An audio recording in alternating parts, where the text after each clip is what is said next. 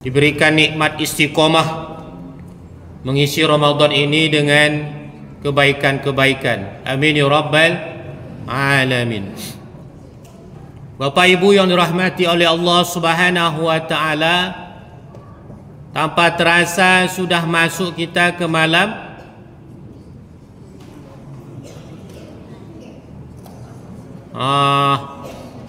ada yang baru malam pertama, soalnya malam ini baru.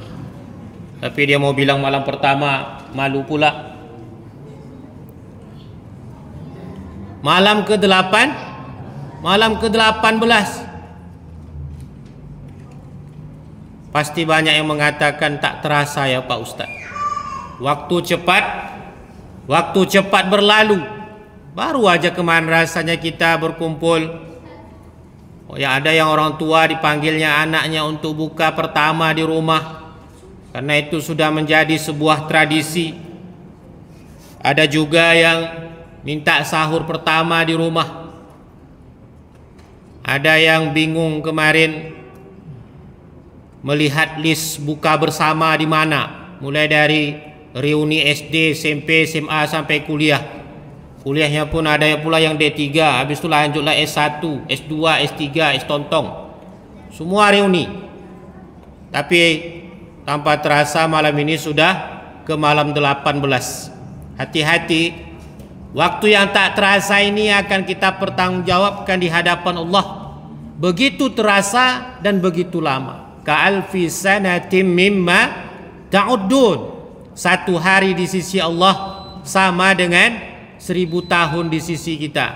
Maka hati-hati bagi kita yang menyia-nyiakan kehidupan di bulan Ramadan ini, akan kita pertanggungjawabkan terasa dan begitu lama di hadapan Allah Subhanahu wa ta'ala. Jangan sampai kita yang masih Allah berikan kesempatan untuk hidup di Ramadan ini ternyata menjadi alasan bagi Allah untuk menambah siksaan kita. Bukan justru menambah ampunan. Kenapa? Karena ketika siang hari kita lalai tak berpuasa, malam hari pun tidak melaksanakan qiyamul lail. Negeri Melayu Pekanbaru ini sudah seperti di Eropa. Mengapa? Karena orang yang tak puasa itu justru lebih terlihat daripada orang yang berpuasa. Sekarang tak malu orang tak berpuasa. Nah, orang-orang seperti ini tentunya kita khawatirkan nanti nasibnya di hadapan Allah Subhanahu wa ta'ala. Bagaimana Bapak Ibu sekalian malam ke-18 ini? Sehat? Kuat fisiknya kan? Bahagia? Yang ibu-ibu ada yang menahan lidah. Bahagia apa pula kata Ustaz ni? Udah malam 18 baju belum beli juga lagi. Ya tahankanlah.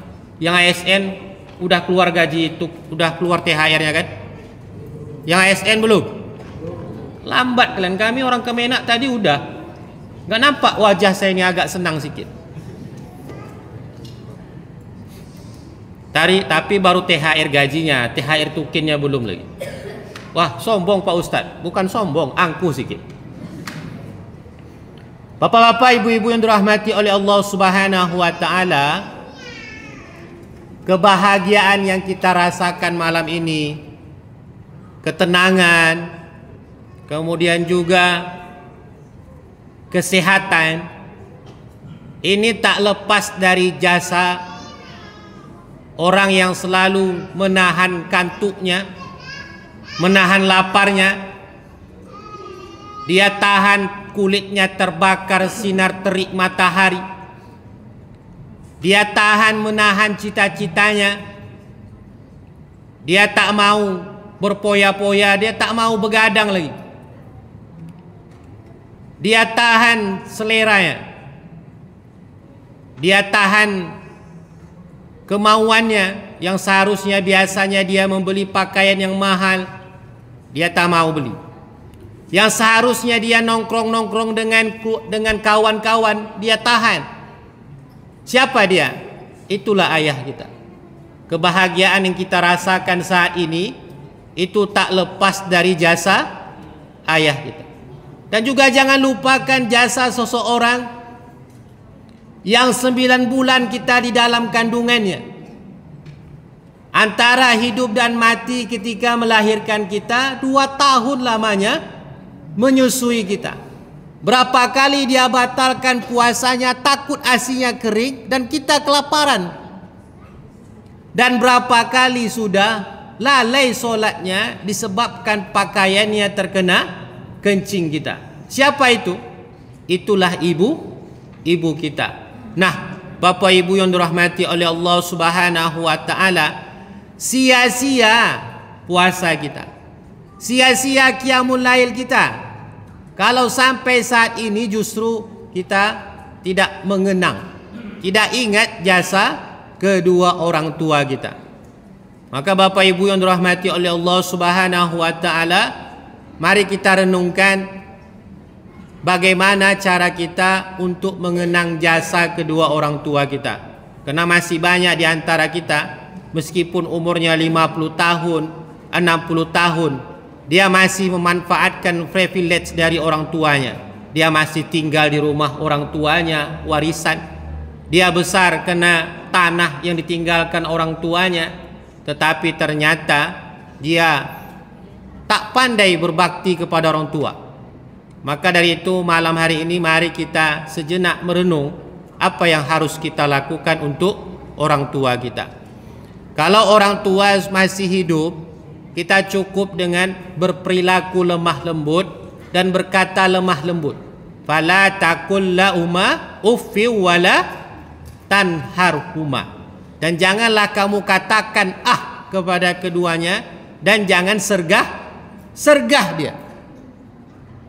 Lalu pertanyaannya, bagaimana cara kita berbakti kepada orang tua yang telah lama meninggal? Orang tua kita telah meninggal, bagaimana cara kita berbakti kepada orang tua? Apakah hubungan sedarah ini hanya sebatas sehidup saja, tetapi ketika mati putuslah hubungan? Maka ternyata Bapak Ibu sekalian, banyak contoh-contoh yang telah ditunjukkan oleh Rasulullah Shallallahu Alaihi Wasallam.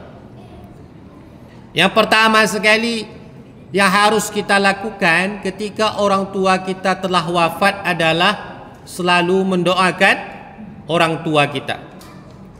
Diriwayatkan oleh Sunan Ibnu Majah bahwasanya Rasulullah Shallallahu Alaihi Wasallam bersabda, Innar rajula la turfa'u darajatuhu fil jannati fayaqulu anna li hadha fayuqalu bi istighfari walidaka laka. Diceritakan seorang laki-laki di dalam surga, itu Allah angkatkan derajatnya sampai laki-laki ini pun bertanya-tanya, tak menyadari mengapa kok derajatnya selalu Allah angkat di dalam surga, padahal di dalam surga itu sendiri adalah derajat manusia yang paling tinggi. Karena imannya, karena takwanya, maka dia dimasukkan Allah ke dalam surga. Tetapi ternyata Bapak Ibu sekalian, di dalam surga itu masih ada derajatnya. Nah, seseorang diangkat Allah derajat di dalam surga, lalu dia bertanya-tanya, Anna lihada, apa yang terjadi kepadaku ini? Maka dijawab oleh para malaikat, bi istighfari walidaka laka. Engkau mendapatkan derajat ini, yang terjadi kepadamu ini adalah sebab istighfar, doa dari anak. Nah, Bapak Ibu yang dirahmati oleh Allah, selama Ramadan ini berapa kali kita sudah mendoakan orang tua kita? Banyak kadang orang selalu sedih mengenang bahwa dulu dia emaknya yang bangunkan ketika sahur. Emaknya yang bangunkan dengan lemah lembut. Nak, bangunlah sahur, puasa besok ya. Nggak sanggup mak, puasa setengah hari aja nak. Nanti lama-lama puasa ya nak. Nanti emak masakkan apa yang kamu mau. masakan yang kamu suka. Kemudian dia ingat pula ayahnya. Ayahnya selalu memberikan motivasi kepada dia ketika Ramadan. Nak, kalau kamu puasa, apapun nanti yang kamu minta bukaannya ayah belikan. Kalau kamu puasa, nak, ayah belikan kamu baju. Itu yang selalu dia kenang. Maka kenangan ini akan menjadi mentah, tak bermanfaat kalau tidak diiringi dengan doa. Nah, Bapak Ibu yang dirahmati oleh Allah, sebenarnya ketika berdoa ini ada etikanya. Tak bisa kita, ya Allah, lunaskan utangku ya Allah, ini kredit Pajero lagi ya Allah, iPhone lagi, iPhone dan 15. Tak mungkin ku gadaikan ginjalku nih ya Allah, tinggal satu-satunya. Tak bisa berdoa seperti itu. Doa itu ada etikanya.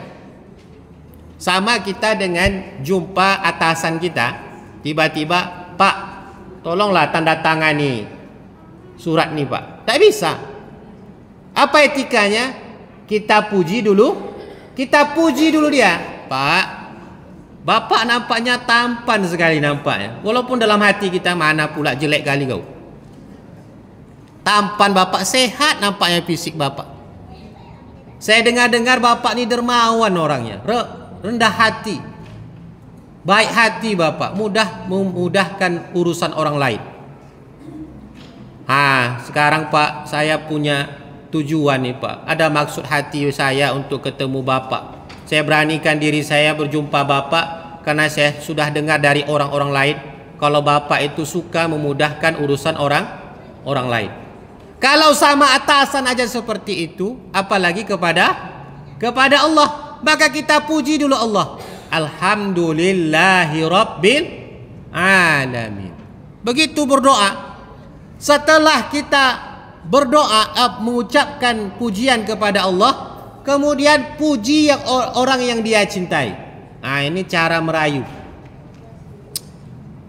Saya tengok Pak, nampaknya istri Bapak lah yang paling cantik di komplek ni Pak.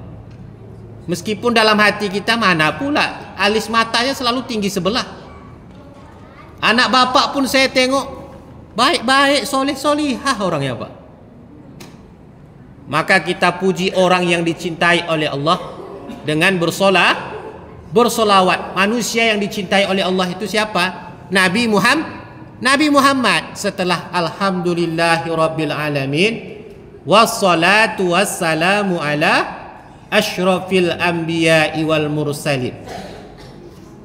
Setelah kita memuji orang yang dicintai oleh Allah, bagaimana lagi etika yang kita berdoa? Tentu kita mintakan ampun untuk diri kita. Ya Allah, ampunkan saya. Begitu juga dengan atasan. Pak, kalau selama ini saya ada salah, saya kerja kurang profesional, saya minta maaf ya Pak. Baru itu kita minta hajat kita. Dari itu Pak, tolonglah naikkan gaji saya Pak. Insya Allah saya akan lebih profesional dalam bekerja Pak. Begitu kan? Begitu juga dengan Allah. Kita mintakan dulu kepada Allah ampun atas dosa-dosa kita. Kemudian selanjutnya mintakan ampunan untuk orang tua kita. Mengapa? Ridallahu fi ridail walidain. Ridho Allah itu tergantung ridhonya orang tua. Jadi alhamdulillahi rabbil alamin, wassalatu wassalamu ala asyrafil anbiya'i wal mursalin. Allahumma ghfirli wali walidayya. Kalau untuk sendiri. Kalau untuk beramai-ramai tapi orang tuanya sama, wali walidaina. Kalau dia ramai tapi orang tuanya sama. Tapi kalau orang tuanya beda, wali walidina. Warhamhuma. Kalau orang tuanya sama, kan ampuni dan sayangilah keduanya. Tapi kalau orang tuanya berbeda, warhamhum. Ini kadang-kadang ada yang imam nih egois sekali. Dia doa berjamaah tapi doanya Allahumma gfirli wali walidayya. Tak akan mau aku aminkan. Dia doanya untuk dirinya sendiri. Nah, ini sudah saya ajari. Bagi yang bapak-bapak di rumah yang jarang mimpin doa, apalagi kalau dia berdoa di depan istrinya, malu-malu dia, ketawa. Ada kadang rumah tangga nih, jarang kali ada suami mau jadi imam sholat. Karena kalau dia mau jadi imam sholat, udah duluan ketawa dia. Ini lucu kali mental orang suami seperti ini nih. Nah, setelah kita mintakan ampun orang tua, baru kita sampaikan hajat dunia kita. Yang kedua, yang pertama tadi cara kita berbakti kepada orang tua yang telah wafat adalah dengan mendoakannya. Yang kedua, dengan menghadiahkan sedekah, menghadiahkan pahala sedekah untuk orang tua. Datanglah Sa'ad bin Ubadah kepada Rasulullah. Sa'ad bin Ubadah ini pun bertanya kepada Rasulullah, "Ya Rasul, inna ummi matat, afa atasaddaqu anha?" Qala, "Na'am. Fa ayyu shadaqatil afdal?" Sakiyul ma'. Sa'ad bin Ubadah bertanya kepada Rasulullah, "Ya Rasul, ibuku telah meninggal. Boleh enggak aku bersedekah untuk ibuku ya Rasulullah?" Maka Rasul menjawab, "Na'am, silahkan." Maka Sa'ad bertanya lagi, "Lalu apa sedekah yang terbaik untuk ibuku ya Rasulullah?" Maka Rasul menjawab, "Sakiyul ma'," memberikan air minum. Inilah contoh anak yang tak mau hubungannya putus kepada emak. Walaupun emaknya telah wafat, dia cari cara untuk tetap tersambung hubungan kepada emaknya. Bagaimana caranya? Dengan bersedekah. Lalu mentalnya pun bukan mental yang lemah. Dia tahu selama ini ibunya selalu memberikan kehidupan yang terbaik untuk dia. Ibunya selalu menahan lapar. Baru lagi di sendoknya nasi, tapi dia sudah menangis minta ASI. Apa yang dilakukan ibu? Apakah tetap makan dulu atau dia datangi dulu kita yang menangis? Tentu dia datangi dulu kita yang menangis. Dia tahan laparnya. Inilah Sa'ad bin Ubadah. Maka ketika dia mau bersedekah, dia tanya kepada Rasulullah, apa sedekah yang terbaik? Konteksnya ini di padang pasir, maka air adalah sedekah yang terbaik. Nah, Bapak Ibu, sebagai penutup, udah banyak yang nengok-nengok jam, tahu saya. Saya pun ada jam saya satu sini, tahu saya. Pertanyaannya, di malam ke-18 Ramadan ini sudah berapa kali Bapak Ibu bersedekah yang niatnya untuk orang tua? Kalau mampu, sudah berapa masjid kita bangunkan yang pahala bangunan masjid itu kita niatkan untuk orang tua? Karena dulu orang tua sudah meninggalkan rumahnya untuk kita. Berapa masjid yang kita bangun untuk orang tua kita? Oh, nak mampu saya Pak Ustadz. Sudah berapa ornamen masjid yang kita sumbangkan? Mulai dari semennya, apa lagi? Batunya, sengnya, atau karpet masjid nih. Sudah berapa kali kita sumbangkan yang kita niatkan pahalanya untuk orang tua kita? Jangan kalah dengan Sa'ad bin Ubadah. Mudah-mudahan kita termasuk menjadi anak yang berbakti kepada orang tua. Banyak di antara kita ini sebenarnya Bapak Ibu sudah kita rasakan sakitnya jadi orang tua nih. Sakitnya mendidik, sakitnya mencari nafkah, sakitnya membesarkan anak. Sudah kita rasakan, saya yakin yang hadir ini kebanyakan. Tapi apa yang terjadi? Meskipun kita sudah sadari betapa sakitnya jadi orang tua, malah kita jadikan anak kita sebagai alasan untuk semakin jauh dari orang tua. Berapa kali orang tua rindu menelpon, "Nak, pulanglah," rindu. Tapi apa yang kita jawab? "Aduh ma, anakku sekolah ma, anakku ni banyak lagi biaya SPP-nya ma, tak bisa saya mudik." Sebelum terlambat, hapuslah rindu orang tua. Meskipun berhutang-hutang mudik nih. Ini mudik meskipun berhutang-hutang. Karena dulu pun orang tua kita rela berhutang-hutang untuk menafkahkan kita. Kita tutup dengan doa kafaratul majlis. Subhanakallahumma wa bihamdika asyhadu an la ilaha illa anta astaghfiruka wa atubu ilaik.